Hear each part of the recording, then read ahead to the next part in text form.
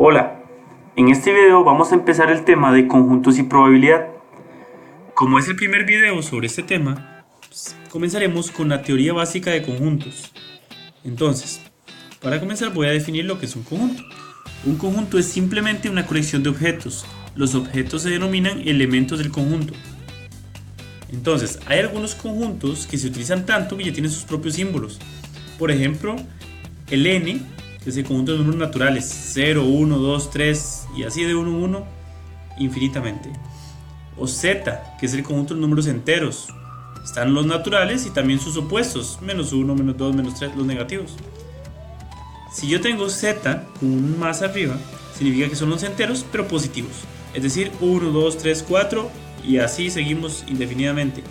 Recordad que el 0 no es ni positivo ni negativo, por lo tanto no entraría en este conjunto.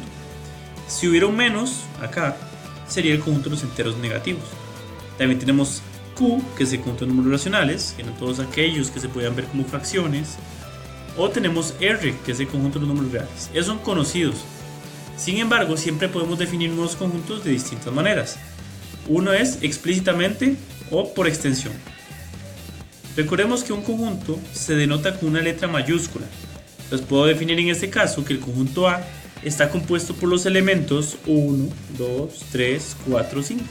Es decir, el conjunto A en este caso tiene 5 elementos. Puedo definir el conjunto B como 4, 5, 6, 7. Es decir, tiene 4 elementos. O puedo definir el conjunto C como el nombre de los estudiantes de la sección 10D. En este caso sabemos que tendría 18 elementos. O el conjunto D, que sean los números pares 0, 2, 4, 6, 8, 10 y así indefinidamente, que podríamos decir en este caso que este conjunto tiene infinita cantidad de elementos. Otra forma en la que se pueden nombrar conjuntos sería por comprensión. En este caso no es explícito, pero podemos identificar cuáles son los números que están en ese conjunto. Por ejemplo, el conjunto E, que sean los valores X, o sea los números, tales que, es decir, voy a poner una condición después, tales que esos valores están entre 3 y 7. Es decir, el conjunto de todos los números entre 3 y 7 inclusive. O puedo definir el conjunto F como los pares en los que si yo sumo el primer número más el segundo, el resultado es 7. Es decir, el conjunto de todos los pares de números que suman 7. Entonces ven que, recordando, tengo una primera parte que sería el número, pues el símbolo tal que, y después tengo la condición que cumplen esos números.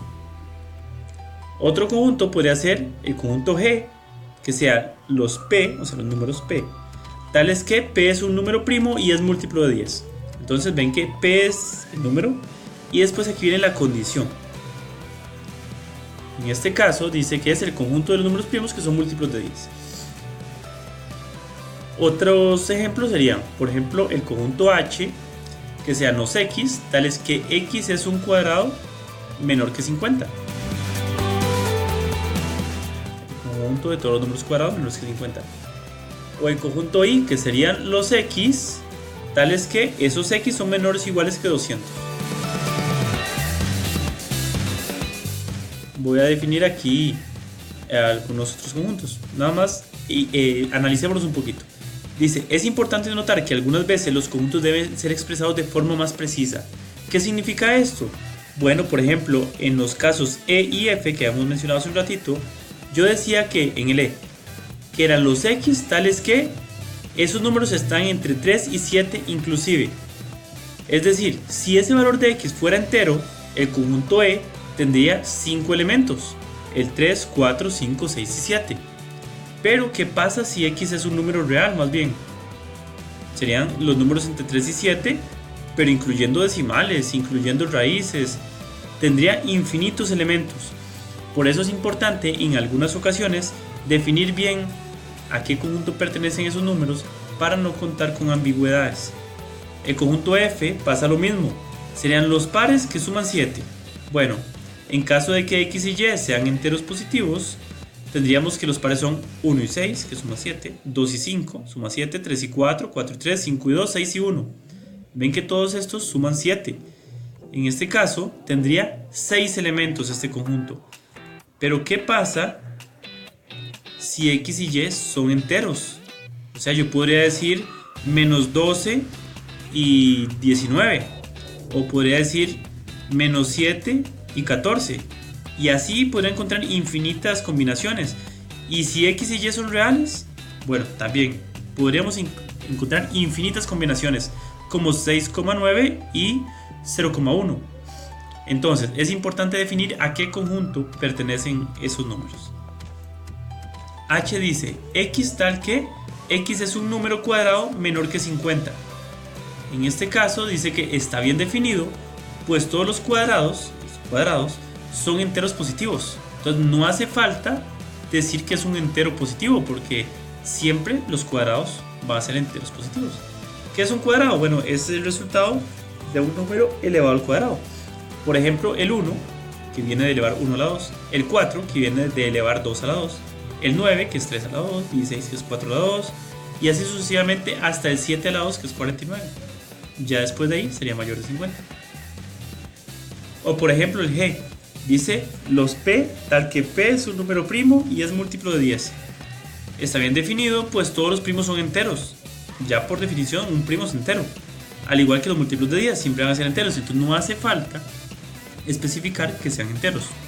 Se sobreentiende que ya lo son. En este caso, el G tendría 0 elementos.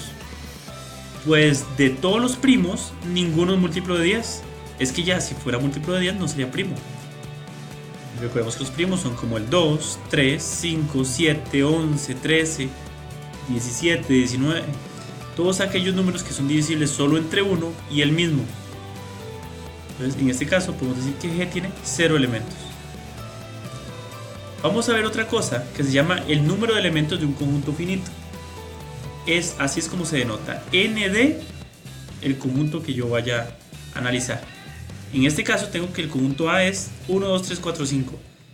Entonces N de A sería 5, pues son 5 elementos. Luego, el conjunto B es 4, 5, 6, 7. Eso implica que N de B sería 4, pues son 4 elementos. C es el nombre de los estudiantes de la sección 10D. N de C sería 18, pues son 18 elementos los que pertenecen a este conjunto. D sería 0, 2, 4, 6, 8, 10 y así infinitamente. Es decir que N de D será infinito, pues tengo infinita cantidad de elementos. Sin embargo, nos interesan los conjuntos finitos. El conjunto G, que eran los números primos que fueran múltiplos de 10, ven que habíamos dicho que no había ninguno, era conjunto vacío. Por lo tanto, N de G sería 0. Aquí esta representación y esta representación ambas significan conjunto vacío.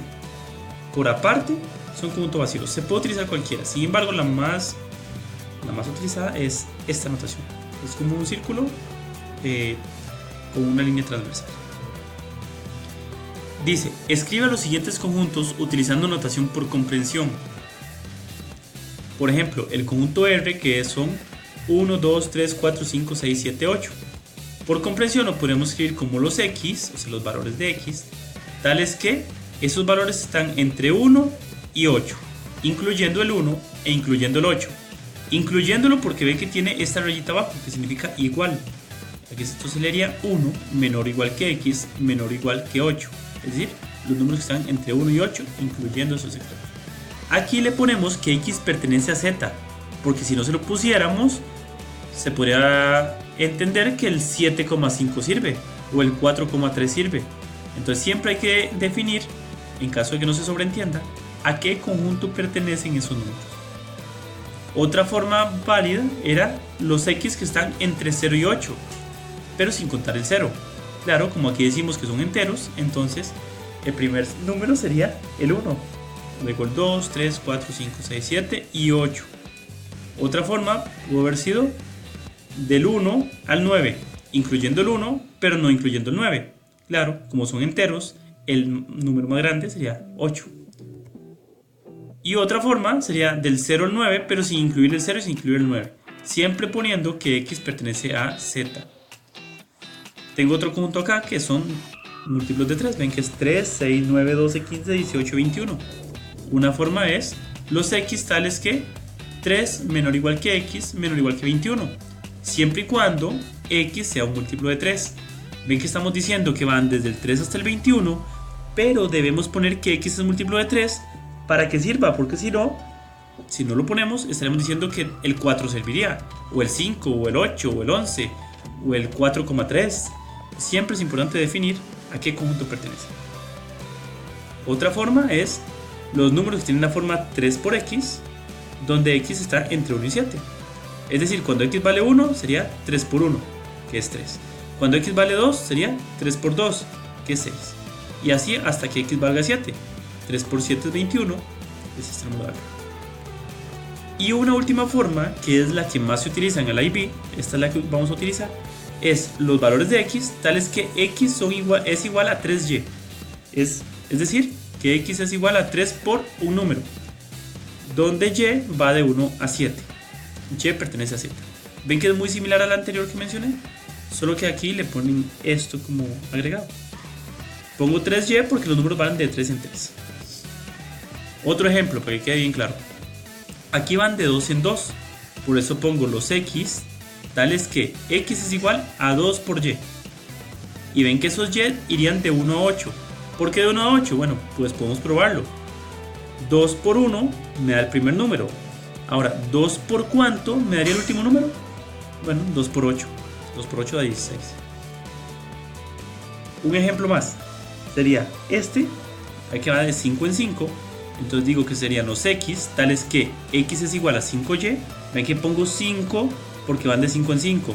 En el anterior puse 2 porque van de 2 en 2. Y después pongo la condición. Esos valores de y irían de 3 a 6. ¿Por qué empecé en 3?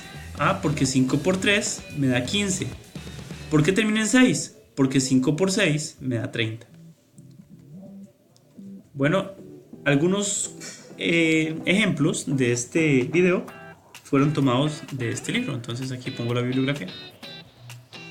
Y para terminar, les dejo esta frase que dice: disfruta la vida hoy. Ayer ya se fue y mañana podría nunca llegar. Que estén muy bien. Saludos.